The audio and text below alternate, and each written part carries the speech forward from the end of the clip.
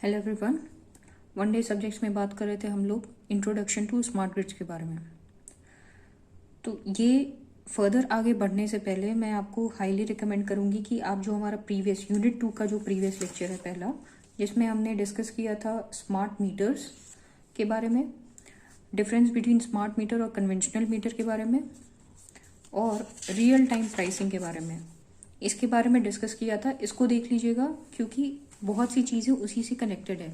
उसमें जो बेसिक्स है वो मैंने कवर किया है। आज हम लोग पढ़ेंगे स्मार्ट अप्लाइंसेस के बारे में और उसके यूजेस और एप्लीकेशंस वगैरह के बारे में।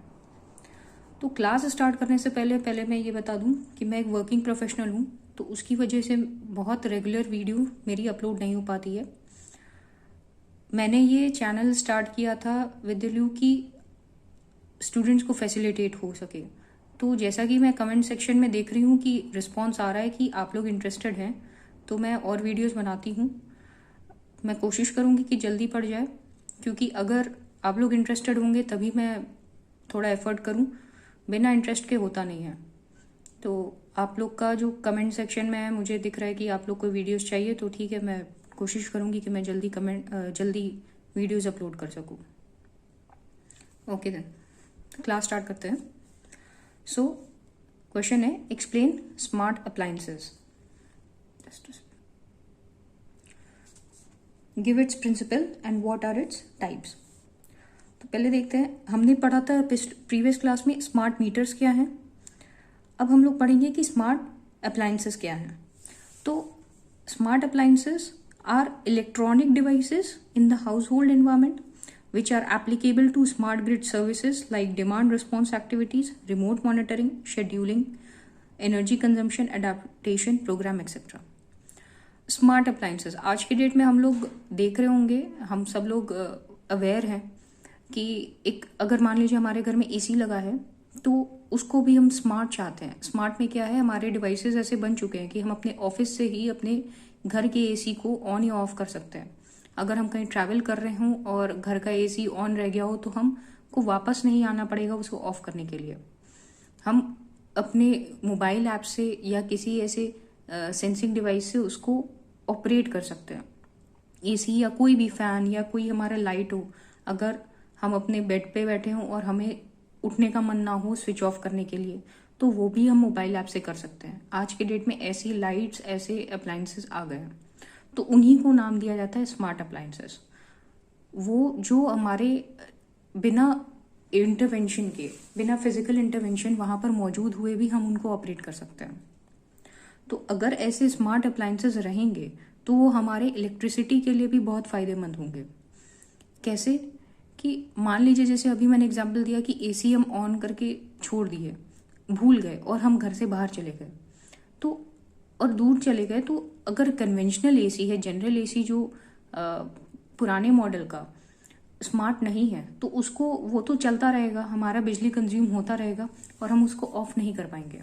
तो वहाँ पर हमारा भी बिल बढ़ रहा है और बिजली की भी खपत हो रही है जनरेशन पॉइंट ऑफ व्यू से। लेकिन स्मार्ट अप्लायंसेस के साथ क्या है कि हम अपनी भी बिजली बचा सकते हैं और जो जनरेशन में होने वाली जो खर्चे हैं उसको भी बचा सकते हैं। तो यहाँ पर ड्यूअल बेनिफिट मिलता है। ओके, सो वही इलेक्ट्रॉनिक डिवाइसेस हैं जो applicable to smart grid services हैं।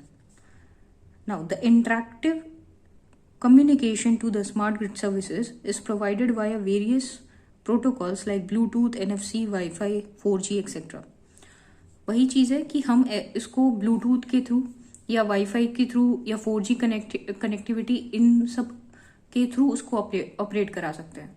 अगर हमारे घर में वाईफाई है या हमारे फ़ोन में वाईफाई है, उससे हम उसको ऑपरेट करा दें। ब्लूटूथ से कनेक्ट करके हम अपने स्पीकर्स हैं वो ब्लूटूथ से कनेक्ट करके हम उनको ऑपरेट कराते हैं, या कुछ भी ऐसी चीज़ें जिनको हम ऑटोमेटिकली कंट्रोल कर सकते हैं।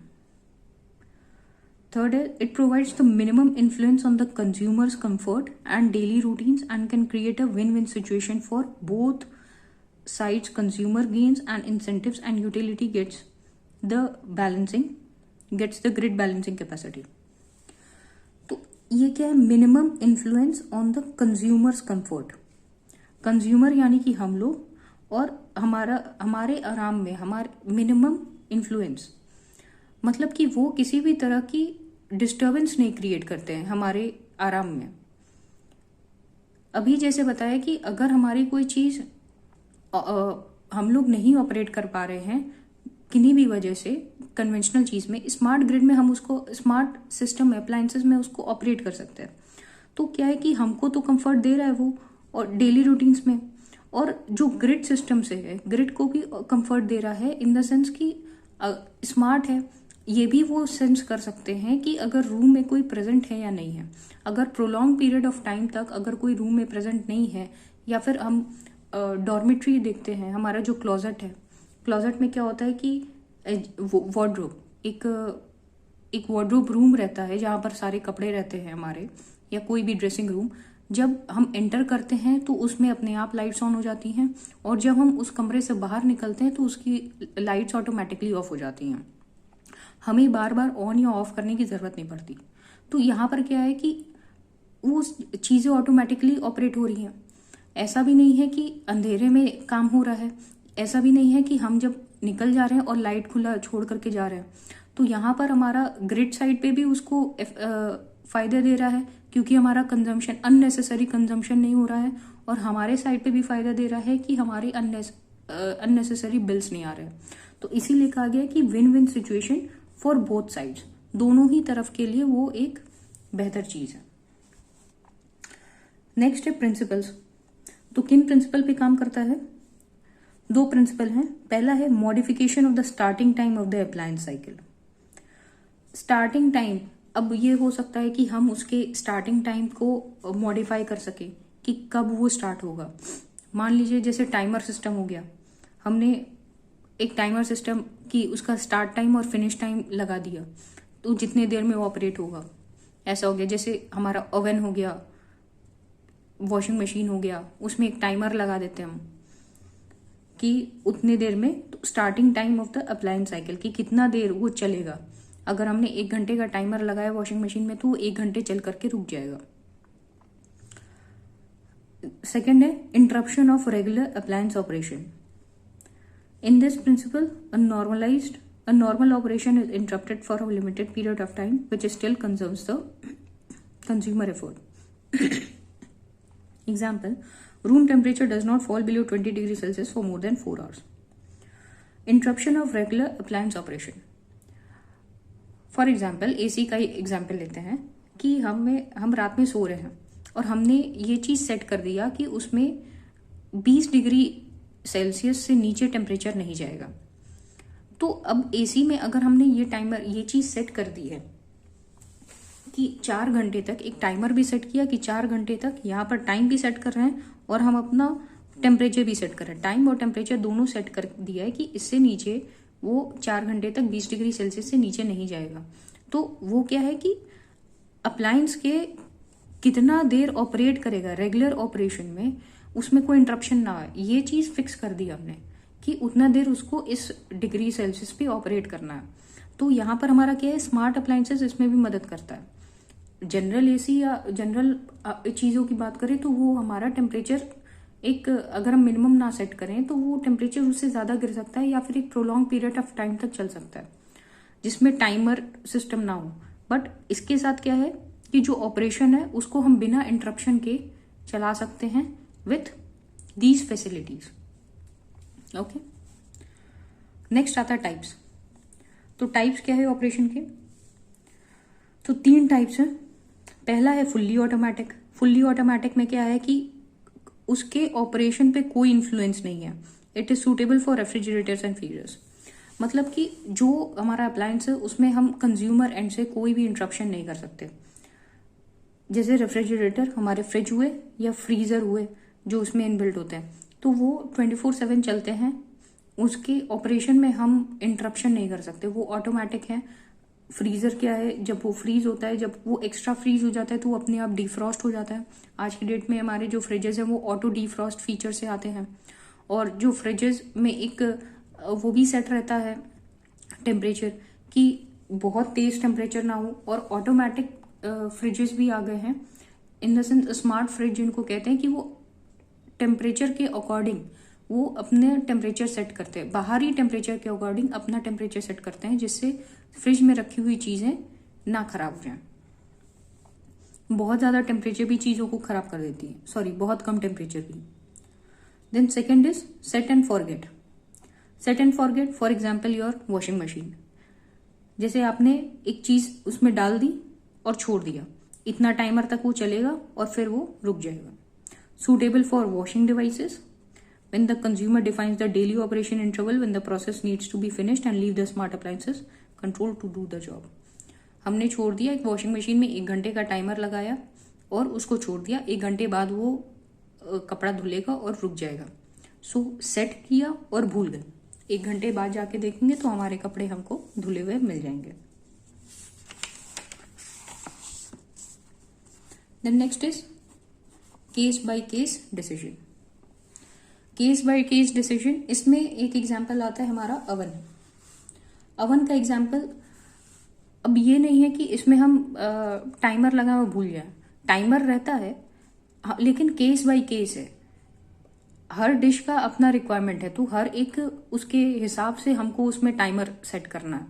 ये नहीं कि कोई फिक्स्ड वैल्यू है और उसके अकॉर्डिंग हम चल रहे हैं। यही चीज हेल्प करती है हमारे ज्यादा स्मार्ट सिस्टम में। इससे क्या है कि ये केस बाय केस डिसीजन होने से एक एक चीज का मिनट बाय मिनट हमको आइडिया रहता है कि कब क्या करना है और क्या हो रहा है। Okay, next is what are the smart appliances, its uses, their uses, consumer requirement, what are the further recommendations for smart appliances. Smart appliances देख लिए, अब उसके यूजेस देखते हैं और कंज्यूमर रिक्वायरमेंट देखते हैं। तो यूजेस क्या क्या है? यूजेस कई बार बता चुके, स्मार्ट अप्लायंसेस रहेंगे तो हमारे कंज्यूमर एंड पे भी फायदा करेंगे, हमारे ग्रिड सिस्टम में भी फायदा करेंगे और उसकी ग्रिड स्टेबिलिटी को भी बढ़ाएंगे। ये सारी इंटीग्रेशन, पीक लेवलिंग, अगर कोई पीक लेवल पे, जब हमारे पीक लोड होते हैं, पिछले क्लासेस में आपको बताए हैं, पीक लोड्स पे क्या होता है कि लोड शेडिंग में काम देंगे। लोड शेडिंग का मतलब होता है कि जब पीक लेवल से हमारे जनरेशन पे बहुत लोड ज्यादा होता है तो अप्लायंसेस, स्मार्ट अप्लायंसेस इस चीज को भी डिटेक्ट कर से अपने आप को ऑफ कर सकते हैं अगर वहां पर नीड ना हो तो इस तरह की जो चीजें हैं वो स्मार्ट अप्लायंसेस से हमें मिल सकती है। Next is the consumer usually has the following requirements about smart appliances operation. should execute its working procedure correctly and achieve the expected results। Basic सी चीज है, किसी भी अप्लायंस से हमारी एक ही उम्मीद रहती है कि जो प्रोसीजर है वो उसको सही से परफॉर्म करे और हमको जो रिजल्ट है वो सही दे। जो रिजल्ट उससे डिजायर्ड है, एसी से अगर हमको ठंडक चाहिए तो हमको ठंडा दे, और जो उसका वर्किंग प्रोसीजर है वो उसको कायदे से फॉलो करे। That's it. जैसे यहाँ पर वॉशिंग मशीन का दिया है example, the quality standards of the washing cycle. हमको कपड़े धुलने से मतलब है तो वो चीज हमको मिलनी चाहिए। ये है consumer requirement. Next is the minimum influence of the smart appliances on the consumer activities and comfort. अभी डिस्कस किया। Actually they should not even notice that there exist some load control in his surrounding. मतलब इतने वो smooth होने चाहिए अपने function में कि कंज्यूमर को पता भी नहीं चले कि ऐसी कोई चीज उनके सराउंडिंग में है जो उनको ऑपरेट करनी है या फिर कुछ उस पर फंक्शन करना है। It should be so smooth. Next है लास्ट टॉपिक इसमें कि रिकमेंडेड स्मार्ट अप्लायंसेस फंक्शनैलिटीज। इसका मतलब कि क्या क्या स्मार्ट अप्लायंसेस में और फंक्शनैलिटी हम रेकमेंड कर सकते हैं उसकी इंप्रूवमेंट के लिए। तो पहले है कंजम्पशन। कंजम्पशन में क्या, to display information of the consumers about the energy consumption. ये कह रहा है कि उस अप्लायंस में वो अप्लायंस कितना एनर्जी कंज्यूम कर रहा है, इस चीज का डिस्प्ले वो दे कंज्यूमर को। कि मान लीजिए इतना यूनिट, वो अप्लायंस आज हमने इतना यूनिट चलाया है और इस चीज की इंफॉर्मेशन वो यूजर को दे ताकि वो अपना जो बिल है, अपना जो कंजम्पशन है उसको मैनेज कर सके। Next is the price, to communicate on energy price with the service provider through the smart meters. Dynamic tariffs are offered. अगर डायनेमिक टैरिफ यानी कि फ्लक्चुएटिंग टैरिफ्स हैं, अभी तो हमारे फिक्स्ड रेट चलते हैं, लेकिन अभी अगर टैरिफ जो हमारे रेट है, इलेक्ट्रिसिटी रेट अगर वो फ्लक्चुएटिंग हो, तो उस अकॉर्डिंग हमारे अप्लायंस जितने देर ऑपरेट हुए हैं और उस टाइम के अकॉर्डिंग जो उसना रेट था, तो वो जितना बिल हमारा उतना बना उतने देर के लिए वो भी डिस्प्ले करके दे दे। ये हम फंक्शनैलिटीज एक्सपेक्ट कर रहे हैं कि हमारे स्मार्ट अप्लायंसेस में और मिल सकें। Next is cooperation. कोऑपरेशन वही मैंने अभी बताया, थ्रू लोड शिफ्टिंग और लोड शेडिंग, कि अगर बहुत ज़्यादा लोड है जनरेशन साइड पे, पीक लोड का टाइम है, तो वो आपस में जैसे वो कनेक्टेड तो है, वो इस चीज़ को भी सेंस कर सकता है और लोड शेडिंग में हेल्प कर सकता है। लोड शेडिंग मतलब जो अननेसेसरी चीज़ें ऑन हैं उनको ऑफ कर देना, ताकि डिमांड जनरेशन साइड पे इतना हैवी लोड ना पड़े। Okay, next is connectivity. Build in wireless connectivity to avoid construction work for wiring. हर अप्लायंसेस में वायर्स होते हैं, कुछ कंस्ट्रक्शन वर्क होता है। स्मार्ट अप्लायंसेस में हम ये उम्मीद करते हैं कि उसके अंदर इन बिल्ड वायरलेस कनेक्टिविटी यानी वाईफाई हो, ताकि कि जो वायर्स कनेक्ट हो रही हैं उसमें वो ना लगे। तो उसमें कंस्ट्रक्शन वर्क में कंस्ट्रक्शन में जो वायर्स हैं उसको हमें लगाना ना पड़े। अगर ये नहीं लगाना पड़ेगा तो उस अप्लायंस की साइज भी थोड़ी छोटी हो सकती है। तो ये सारी चीजें हैं। लास्ट है interaction. Shift autonomously consumer usage according to information coming from the external sources. Same वही इंट्रैक्शन, मतलब interaction with the external sources, की अगर कोई ऐसी इंफॉर्मेशन आ रही है कि वहां पर ग्रिड पे प्रॉब्लम हो रही है, तो उसके अकॉर्डिंग वो कंज्यूमर यूसेज उसके अकॉर्डिंग वो चीज बता सके। ओके, सो ये था हमारा स्मार्ट अप्लायंसेस के बारे में पूरा, कि स्मार्ट अप्लायंसेस क्या है, उनकी यूजेस क्या है, उनके टाइप्स क्या हैं, कंज्यूमर रिकमेंडेशंस क्या क्या कर सकते हैं कि उसको इम्प्रूव कैसे करें। पूरा ये स्मार्ट अप्लायंसेस के बारे में था। नेक्स्ट हम जो क्लास में स्टार्ट करेंगे वो है ऑटोमेटिक मीटर रीडिंग। इसमें बहुत सारी चीज़ें जो मैंने फर्स्ट लेक्चर और प्रीवियस लेक्चर्स में बताई हैं, तो वो देखेंगे तो आपको समझने में और हेल्पफुल ही रहेगा। Okay, so bye for now.